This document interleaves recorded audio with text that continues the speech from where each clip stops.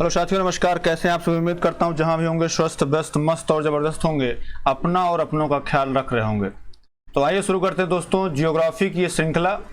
और अब हम पहुंच चुके हैं इसके चौथे चरण में और शुरू लेते हैं पहला प्रश्न और शुरू करते हैं अपनी आज की श्रृंखला। देखिए प्रश्न क्या है मेरे दोस्त मेरे भाई। प्रश्न है, भारत के तटरेखा की कुल लंबाई कितनी है?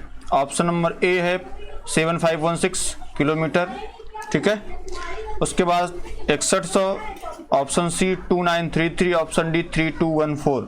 तो मेरे दोस्त मेरे भाई, तटरेखा की बात करें, तटरेखा दो प्रकार से होती है। एक तो होता है मुख्य भूमि से, क्या होता है? मुख्य भूमि से तटीय लंबाई। एक प्रश्न बनता है मुख्य भूमि से तटीय लंबाई, मुख्य भूमि से तटीय लंबाई। एक तो ये प्रश्न बनता है और एक बनता है तटरेखा की कुल लंबाई।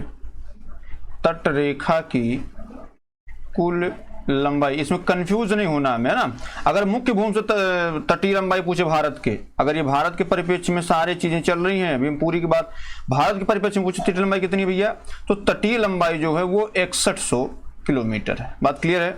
और अगर तटरेखा की कुल लंबाई की बात करें तो वो कितनी है?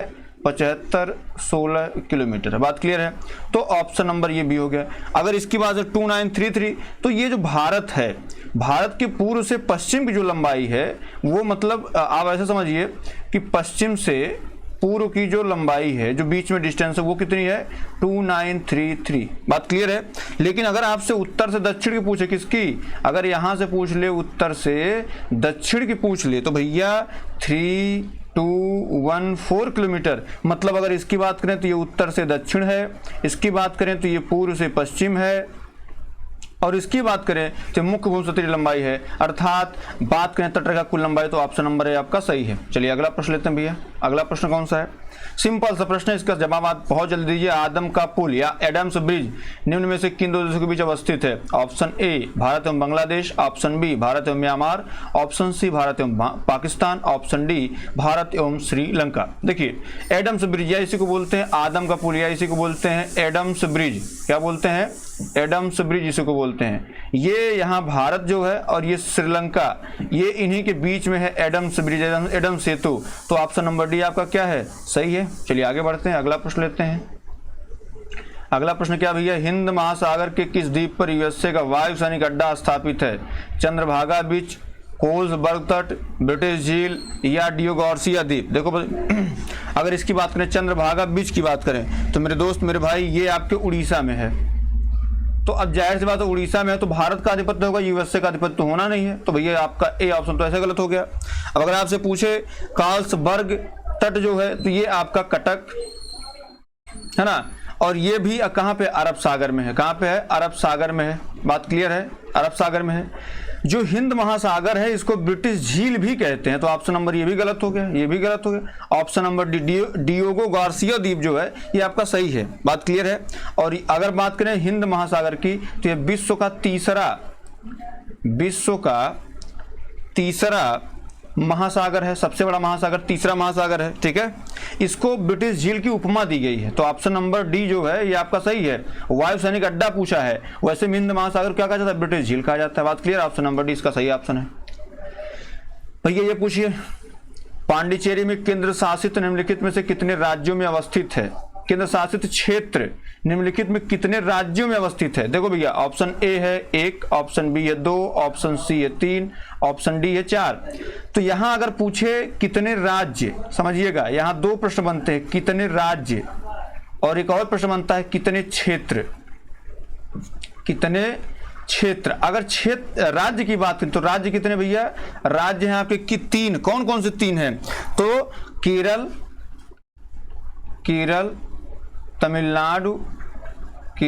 तमिलनाडु, और उसके बाद आता है आपका आंध्र प्रदेश। क्या आता है? आंध्र प्रदेश इसके बाद आता है। क्षेत्र की बात करें भैया तो क्षेत्र आपका पुडुचेरी, उसके बाद आपका पड़ता है कराईकल, पुडुचेरी, कराईकल, यनम और माहे। ये क्षेत्र कितने हैं? 4 हैं। जैसे अब बात करें पुडुचेरी और कराईकल की, तो ये जो पाए जाते हैं मेरे दोस्त, ये पाए जाते हैं तमिलनाडु में। कहाँ पे? तमिलनाडु में पाए जाते हैं। आपका जो यनम है ये पाया जाता है आंध्र प्रदेश में, आंध्र प्रदेश में पाया जाता है ना। और अगर माहे की बात करें तो ये कहाँ पाया जाता है, ये पाया जाता है केरल में। बात क्लियर है। तो अगर आपसे पूछे राज्य तो आप 3 बताएंगे और क्षेत्र पूछे तो 4। तो भैया यहाँ पे पूछा कितने राज्यों में अवस्थित, तो ऑप्शन नंबर सी आपका 3 सही हो जाएगा। चलिए आगे बढ़ते हैं। भारत में विद्यमान निम्नलिखित भूवैज्ञानिक संरचनाओं का प्राचीनतम से नवीनतम की ओर सही क्रम है। इसको हमने कुछ दिन पहले भी पढ़ाया था, कुछ दिन पहले पढ़ाया हमने कहा था कि गोंडवाना जो है, गोंडवाना ये जो है सबसे नवीनतम है। बात क्लियर है। यहाँ से क्या पूछा, प्राचीनतम से नवीनतम, जैसे सॉरी, तो यहाँ पे धारवाड़ जो है सबसे सही है, धारवाड़, फिर उसके बाद कुडप्पा है, फिर विंध्यन है, उसके बाद गोंडवान है। ठीक है, तो ऑप्शन नंबर सी आपका क्या है, सही है। चलिए अगला नंबर लेते हैं। अगला इसी संबंधित है भैया, गोंडवाना क्रम की चट्टानें पाई जाती हैं, बताओ भैया। दामोदर नदी घाट, दामोदर घाटी में, नर्मदा घाटी में, सोन घाटी में, या संपूर्ण दक्षिण भारत में, बताओ भैया। छठवें का क्या सही होगा। देखो भैया, अगर गोंडवाना का विस्तार जो है, ये जो गोंडवाना क्रम की चट्टानें, इनका जो विस्तार है, इनका विस्तार ये नदी घाटियों में है। कौन कौन सी नदी घाटियों में है, तो सबसे पहले दामोदर महानदी, दामोदर महानदी व गोदावरी, ये 3 नदियां हैं। यहाँ तक जो है गोंडवाना क्रम की चट्टानें पाई जाती है। मतलब मध्य प्रदेश से लेकर के उड़ीसा तक की चट्टानें जो होती हैं ये यहीं पाई जाती हैं। तो अगर यहाँ पे देखिए आप, दामोदर नदी घाटी ऑप्शन है आपका सही हो गया। फिर यहाँ से प्रश्न बनता है, भारत का 98% कोयला, सब सर्वाधिक कोयला कहाँ पाया जाता है, तो गोंडवाना क्रम की चट्टानों में पाया जाता है। 98% कोयला, 98% कोयला यहीं से पाया जाता है, यहीं पाया जाता है। बात क्लियर है। अगला प्रश्न लेते हैं। कश्मीर को शेष भारत से जोड़ने वाला दर्रा है, कौन सा भैया। नीति है, जोजिला है, बनिहाल है, या काराकोरम है। जवाब दीजिए इसका, कौन सा दर्रा किसको जोड़ता है। अगर हम बात करें नीति दर्रा, नीति माना लिपुलेख, है ना, तो ये सारे के सारे कहाँ पे हैं, ये आपके जो है उत्तराखंड में है। ठीक है, तो ये किसको जोड़ता है, नीति जो है ये उत्तराखंड से तिब्बत को जोड़ता है भैया। किसको जोड़ता है, उत्तराखंड से तिब्बत को जोड़ता है।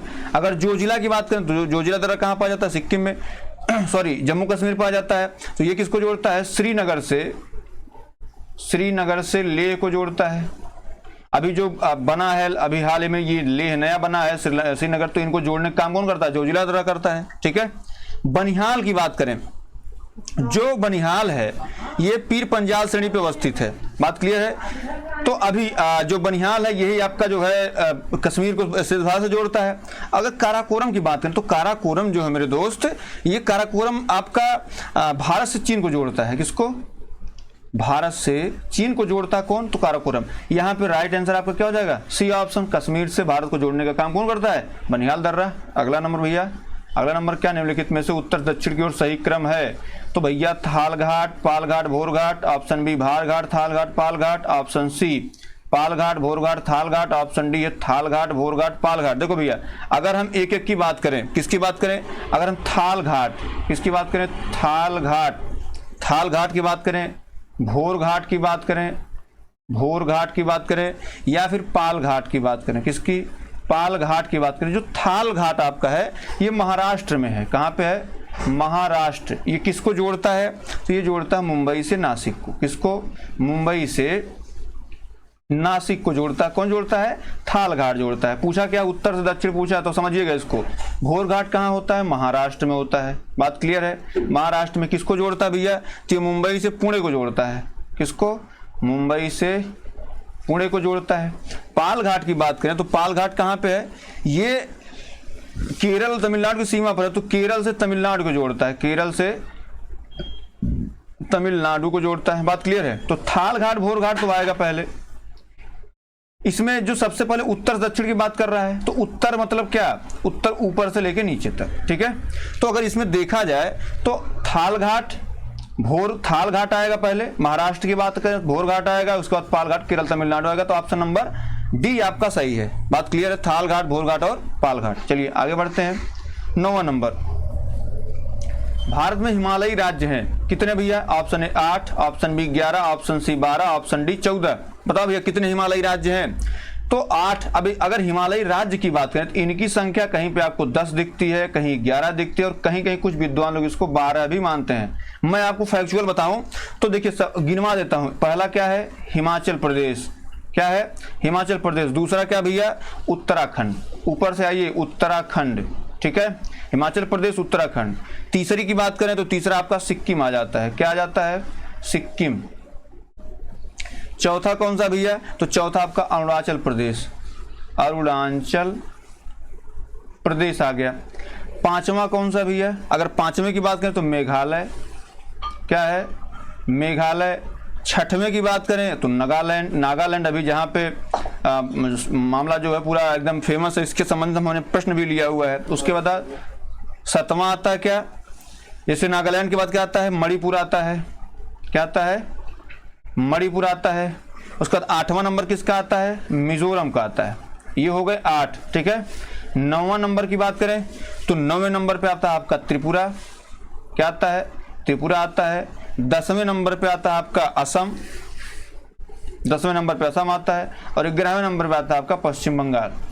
ये सब क्या है? ये सब हिमालयी क्षेत्र हैं। ठीक है, तो कितने हो गए? 11। ऑप्शन नंबर बी आपका क्या है? सही है। चलिए आगे बढ़ते हैं। अगला क्या भैया? निम्नलिखित में से जो सिंधु नदी घाटी की सहायक नदी नहीं है वह है? स्याक नदी, कोसी नदी, चिनाब नदी, झेलम नदी। देखो भैया, अगर हम सिंधु की बात करें, सिंधु नदी की बात करें तो सिंधु नदी में जो बाएं दिशा से मिलती है, बाएं दिशा कौन नदियां मिलती है? तो मिलती है इसमें झेलम मिलती है। उसके बाद आपकी चिनाब, झेलम हो गया, चिनाब हो गया, ब्यास हो गई। उसके बाद आपका सतलज। क्या? ब्यास के बाद सतलज, सतलज के बाद आपका जास्कर नदी। ठीक है, ये बाएं से मिलती हैं। अगर दाएं की बात करें भैया तो दाएं से मिलने नदी श्योक हो गई, गिलगित हो गई। क्या? श्योक, गिलगित। उसके बाद आपका आता है काबुल। ठीक है, काबुल। तो ये नदियां इधर से मिलती हैं। देख लीजिए, स्याक नदी तो जाहिर सी बात है ये है। अगर बात करें यहाँ पे चिनाब नदी की तो चिनाब नदी भी है। ठीक है, झेलम की बात करें तो झेलम नदी भी है। अगर बात करें सबसे बड़ी सहायक नदी को यहाँ पूछ ले, क्या सबसे बड़ी सहायक नदी? सबसे बड़ी सहायक नदी किसकी? सिंधु की। सबसे बड़ी सिंधु की सहायक नदी कौन सी है? तो भैया यही आपकी चिनाब नदी है। अब ये भी हो गया, ये भी हो गया, ये भी हो गया। कौन सा नहीं है? तो कोसी नदी नहीं है। बात क्लियर है? चलिए आगे बढ़ते हैं। निम्नांकित में से क्रेटर निर्मित झील है? डल झील, बुलर झील, अरब झील या लूनार झील? देखो, क्रेटर की बात करें, क्रेटर मतलब होता है मेरे दोस्त ज्वालामुखी विस्फोट। कौन सा विस्फोट? ज्वालामुखी विस्फोट और अन्य गतिविधियों के कारण, और अन्य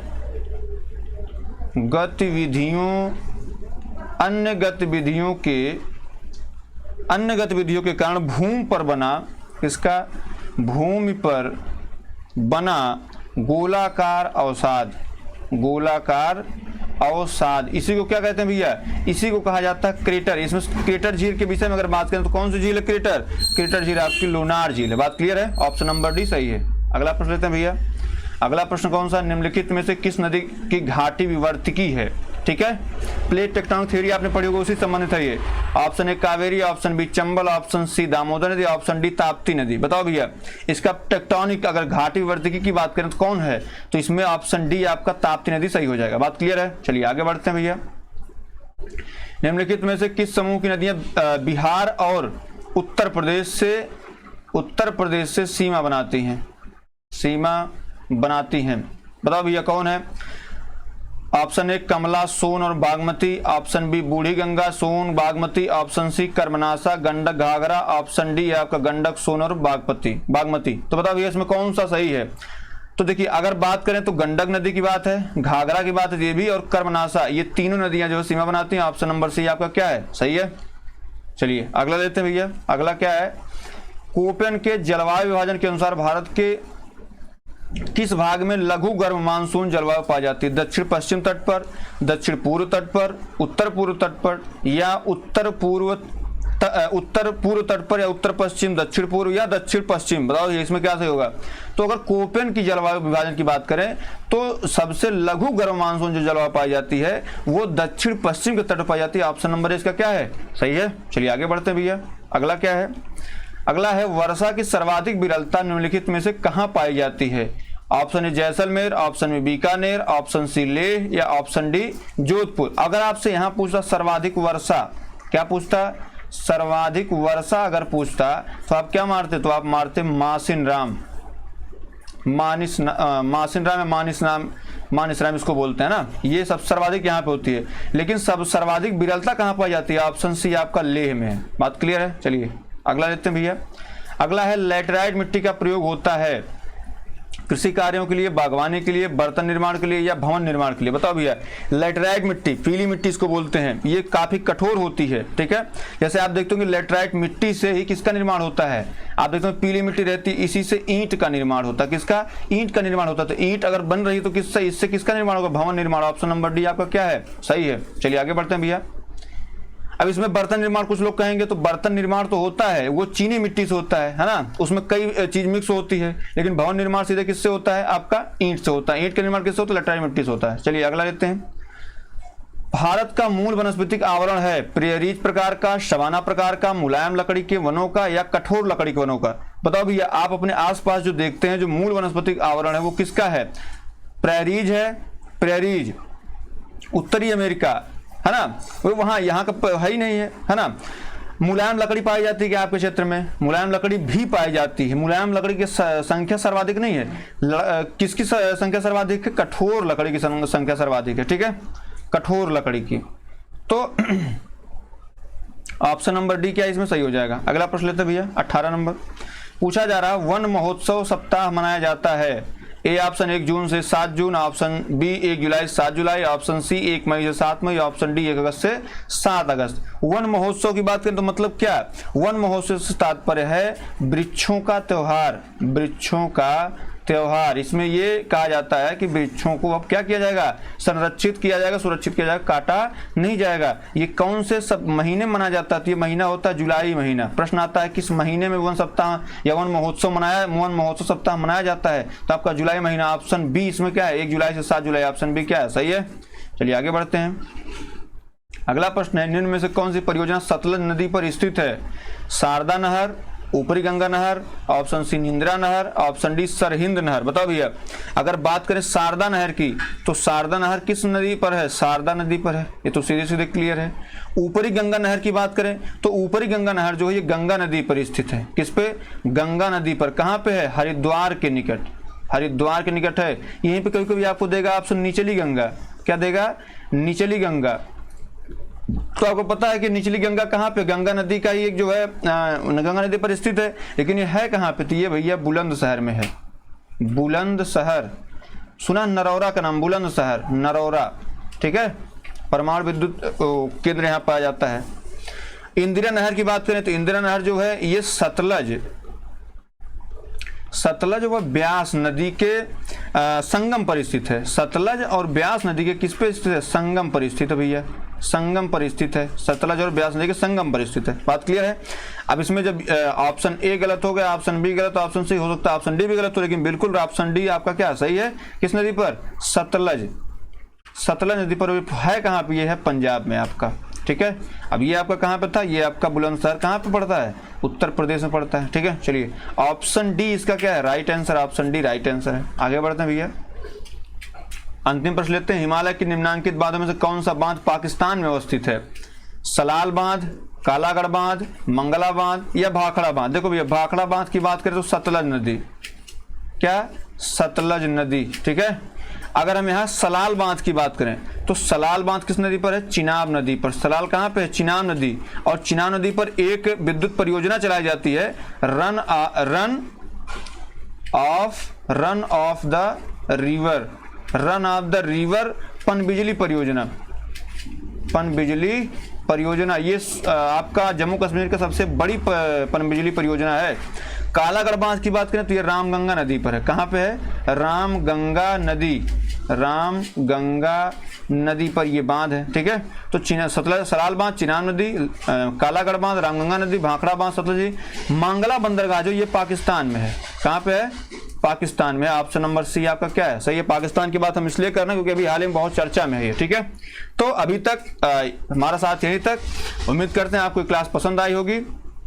आप सभी से निवेदन है कि अगर क्लास पसंद आए तो आप लोग लाइक, शेयर और सब्सक्राइब जरूर कर लिया करें। बहुत बहुत धन्यवाद। जय हिंद।